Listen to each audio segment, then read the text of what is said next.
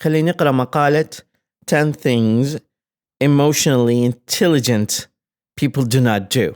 مقالة من كتاب 101 essays that will change the way you think. Emotional intelligence is probably the most powerful yet undervalued trait in our society. We believe in rooting our everyday functions in logic and reason. Yet, we come to the same conclusions after long periods of contemplation, as we do in the blink of an eye. Our leaders certainly overlook the human element of our socio-political issues, and I need not to cite the divorce rate for you to believe that we are not choosing the right partners, nor do we have the capacity to sustain intimate relationships for long periods of time. It seems people believe that the most intelligent thing to do is not have emotions at all. To be effective is to be a machine, a product of the age, a well-oiled consumerist serving, digitally attuned, highly unaware, but overtly operational robot. And so we suffer. Here are the habits of the people who have the capacity to be aware of what they feel, who know how to express, process, dismantle, and adjust their experience as they are their own locus of control. They are the true leaders.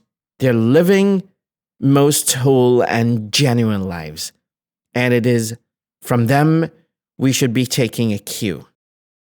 These are the things that emotionally intelligent people do not do.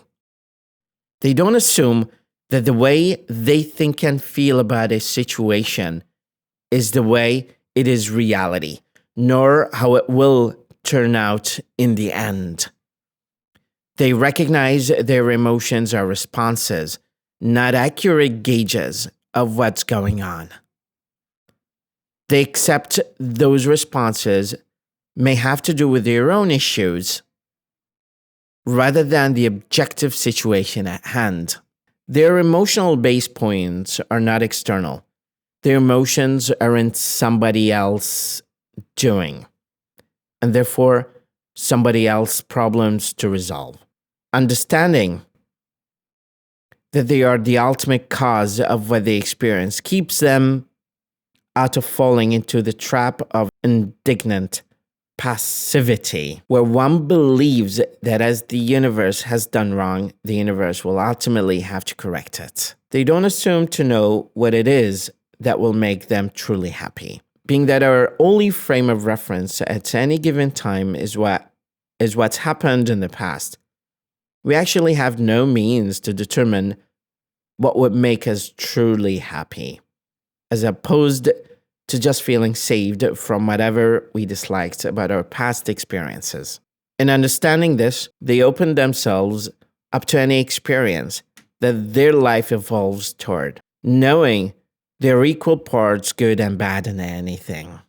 They don't think that being fearful is a sign they are on the wrong path. The presence of indifference is a sign you're on the wrong path. Fear means you're trying to move towards something you love, but your old beliefs or unhealed experiences are getting in the way. Or rather, are being called up to be healed. They know that happiness is a choice, but they don't feel the need to make it all the time.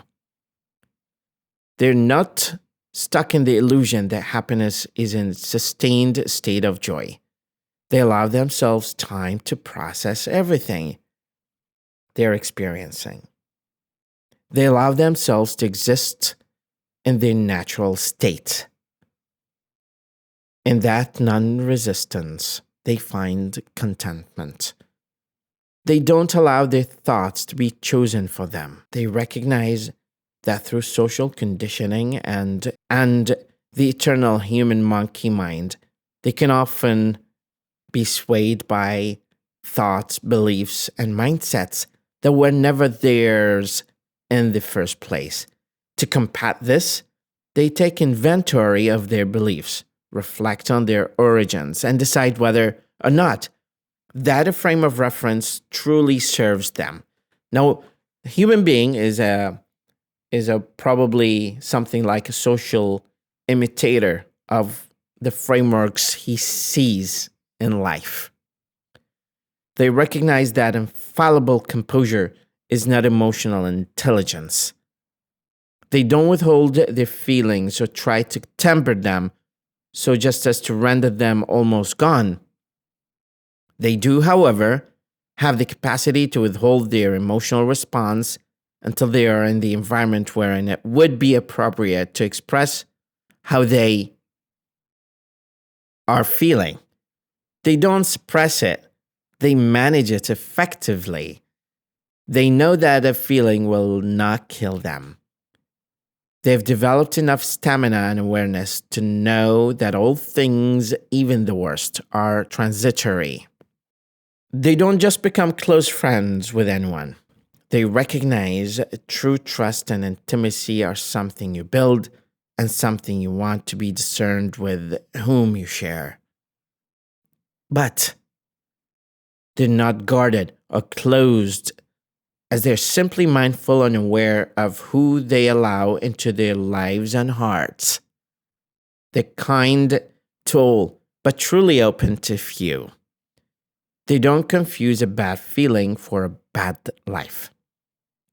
They're aware of and avoid extrapolation, which is essentially projecting the present moment into the foreseeable future, believing that the moment at hand constitutes what your entire life amounted to, rather than just being another passing transitory experience in the whole. Emotionally intelligent people allow themselves their bad days. They let themselves be fully human. It's in this non-resistance that they find the most peace of all. This has been taken from the book Blink, The Power of Thinking Without Thinking by Malcolm Gladwell. And if you like this series, I will come again to read how the people we once loved become strangers again. It's a very interesting essay. If you like the series, please subscribe and tell me to read the next. Have a wonderful day.